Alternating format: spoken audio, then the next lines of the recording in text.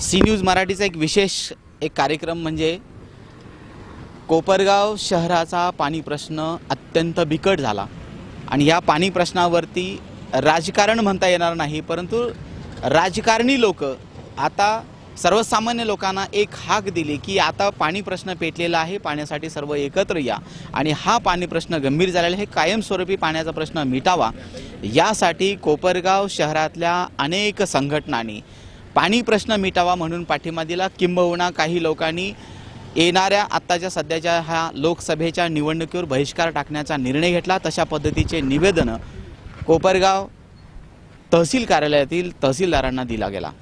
कोपरगावचा पाणी प्रश्न अत्यंत ज्वलंत झाला। सर्वसामान्य नागरिक आता रस्त्यावर उतरण्याच्या तयारी लागले। सामाजिक संघटना पुढे आल्या, वकील संघटना असतील, डॉक्टर संघटना असतील किंवा अन्य पत्रकार संघटना सुद्धा यामध्ये उतरल्या आणि पाण्याचा प्रश्न गंभीर आहे हे निदर्शनास आणून दिलेले आहे। माझ्या पाठीमागे एक चित्र आहे, तुम्ही ते बघू शकता। हे भयानक चित्र आहे। एका पाईपलाईन मधून टिपकणारं पाणी सुद्धा अक्षरशः कोपरगावकरांना झेलण्याची वेळ आलेली आहे आणि ते पाणी, ते थेंब थेंब पाणी सुद्धा आता वाचवून ते पाणी आपल्या घशामध्ये कसे पडेल यासाठी नागरिक प्रयत्न करत आहेत। अक्षरशः ज्येष्ठ नागरिक त्या एक एक थेंब पाण्याकडे बघत ते केव्हा एकदा आपला ड्रम भरेल आणि आपल्या मुखामध्ये पडेल इतकी वाईट अवस्था या नागरिकांवर सुद्धा आता आलेली आहे। हे जी पाईपलाईन आहे त्याच्यातून गळणारं पाणी आहे ती दिवसभर एक ड्रम तो भरेल यासाठी वाट बघणारे काही बिचारे नागरिक माझ्या सोबत आहेत। आपण त्यांच्याकडून सुद्धा आपण जाणून घेऊया। दिवसभर पाणी पिण्यासाठी आपल्याला एक ड्रम भरावं लागतं, यासाठी हे बिचारे बसलेले आहेत। काका, आपण इथं जे बसलेले आहेत कशासाठी बसले? पाण्यासाठी बसलेलो आहे आम्ही। 9 वाजेपासून तर आता 12 वाजेपर्यंत बसायची पाळी येते। इथं हा जो पाणी तुम्हाला मिळत नाही का, हा ड्रम वगैरे लावण्याचं नेमकं काय कारण आहे? पाणी 12 दिवसानं सुटल्यानंतर मग आम्ही येतो आणि मग पाणी भरतो इकडं। तुम्ही काय करताय सध्या आणि नेमकं तुमचं कामकाज काय? याच्यापूर्वी तुम्ही काय करत होते? मजुरी काम करतो आम्ही। आम्हाला शेती वगैरे काही नाही आहे, पण मजुरीनं काम करतो आम्ही। आणि मग त्या दिवशी काम नसलं त्या दिवशी पाण्याला यायचं, पिण्याच्या पाण्याचा प्रश्न बहुत बिकट आहे म्हणलं, त्यामुळं पाणी भरण्यासाठी इकडं यावं लागतं, 2-2 तास बसावं लागतं। मग आमचं मुर्शदपूरहून येतो आम्ही। हे स्वतः मजुरी आपली रोजंदारी आहे, त्यांचं पोटपाणी त्याच्यावर भागतं, ती मजुरी बुडवून हे लोक पाण्यासाठी इथं आलेले आहेत। अक्षरशः म्हणजे पाण्याची इतकी भयानक परिस्थिती या शहरामध्ये किंबहुना तालुक्यात सुद्धा तशापैकी आहे, परंतु पाण्याचं राजकारण केलं जातं की काय, आपण हे संपूर्ण माहिती जाणून घ्या। सध्या इलेक्शनचं वातावरण आहे, लोकसभेची निवडणूक आहे। आपल्या मतदारसंघाचा, शिर्डी लोकसभा मतदारसंघाचा खासदार कोण आहे?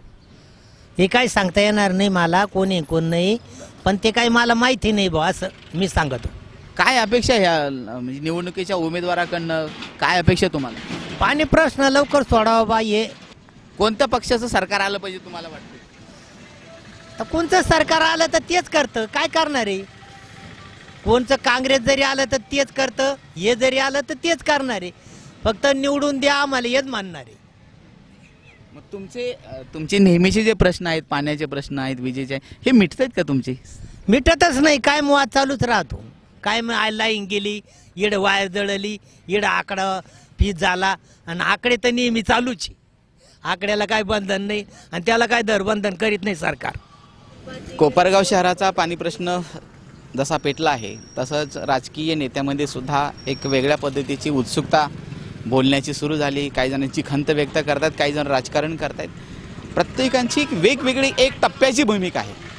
काही जणांना पाणी प्रश्न अंतर्मनातून सुटावा असंही वाटत असेल, काही जणांना फक्त त्या माध्यमातून कुठेतरी आपल्याला प्रसिद्धी मिळावी असंही वाटत असेल, काही जणांना असं वाटतं की या माध्यमातून आपलं राजकारण करण्याची एक चांगली संधी सुद्धा आहे। वेगवेगळी त्याची भूमिका असेल, पण वास्तव्यातला जो प्रश्न आहे तो मिटण्यासाठी एक वेगवेगळी प्रत्येकाची भूमिका आहे। आपण जाणून घेऊयात आपण कुणाची भूमिका कशी आहे, कोण कुठं राजकारण करते की आणखीन काय करतात। माझ्यासोबत आहेत ॲडव्होकेट नितीन पोळ।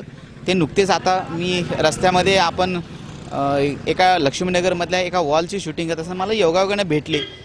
भाऊसाहेब, सध्या हे जे कोपरगाव शहरातला जो पाण्याचा प्रश्न आहे याबद्दल तुमची एक भूमिका काय? तुम्ही तसे सामाजिक कार्य करणारे राजकीय एक आहात आणि वकील आहात। आता सामाजिक कार्य करत असताना सर्वसामान्य माणसाची जी प्रामाणिकपणाची भूमिका आहे की आपल्याला 2 वेळचं पाणी मिळालं पाहिजे आणि ही जबाबदारी नगरपालिकेची असताना जाणीवपूर्वक 10-12 दिवसांनी पाणी येतं. मग हे पाणी 10-12 दिवसांनी येतं याच्या मागचं नियोजन करणं अत्यंत आवश्यक होतं. आम्ही गेल्या अनेक दिवसापासून बघायचो डिसेंबर-नोव्हेंबर महिन्यात पुढील भविष्याचा विचार करून पाण्याचं नियोजन केलं जायचं. त्याकरता पाटबंधारे विभाग असेल किंवा पाणीपुरवठा विभाग असेल यांच्यामार्फत बैठका घेऊन त्या संदर्भातलं नियोजन केलं जायचं.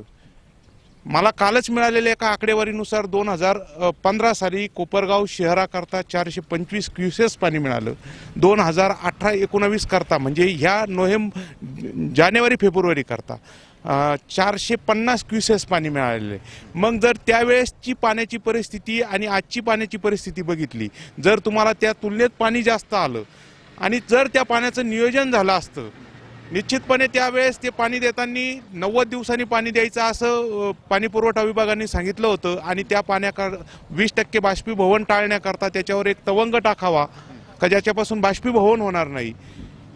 ज्या ज्या ठिकाणी विविध ठिकाणी पाण्याची लिकेज आहे ते काढले पाहिजे होते. आणि अत्यंत याचा प्रश्न जो आहे की 1500 बेकायदेशीर नळजोड आहेत ते सोडवण्याकरता ह्या नगरपालिकेने कुठलीही तरतूद केली नाही, कारवाई केली नाही. मी इथं राहत असताना माझ्या समोरचा जो हॉल आहे ह्या हॉलवर 3:30 वाजेपासून लोकांची गर्दी असते आणि एक थेंब पाणी जमा करण्याची परिस्थिती कोपरगाव शहराच्या नागरिकांवर आलेली आहे.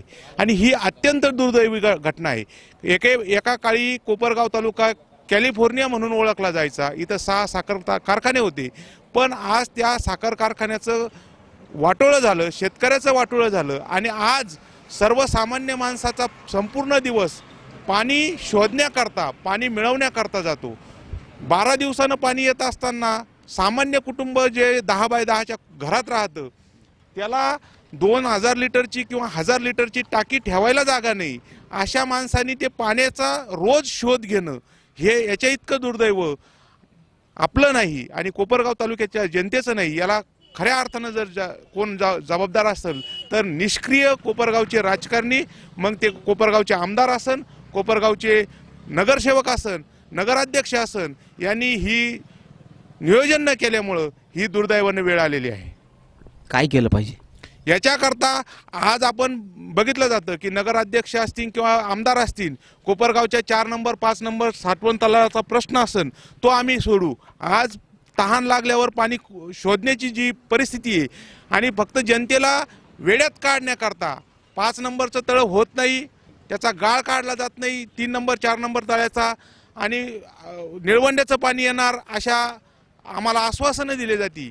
पण मात्र अद्यापर्यंत आज जे पाण्याची आवश्यकता आहे, आज जर तुमचं शासकीय दोन्ही नेत्यांचं, मी नगराध्यक्षांचं असन आमदाराचं असन, या पक्षामध्ये जर तुमचं राजकीय वजन आहे तर तुम्ही निश्चितपणे मंत्री महोदयाला यापूर्वी तुम्ही सांगायचे की आमच्या प्रयत्नामुळे पाणी आलं आणि ते करत असताना तुम्ही काय सांगायचे, आम्ही फ्लेक्स बोर्ड लावून त्याचा श्रेय घेण्याचा प्रयत्न करायचे. पण आजची परिस्थिती जर बघितली तर आज पाणी येत नाही, मग तुम्ही ते पाणी आणण्याकरता प्रयत्न करण्याऐवजी तुम्ही 5 नंबरच्या साठवण तलावाचं आश्वासन दिलं जातं, निळवंड्याच्या पाण्याचं आश्वासन दिलं जातं. मग आम्ही किती दिवस वाट पाहायची हे तरी तुम्ही एकदा जाहीर केलं पाहिजे.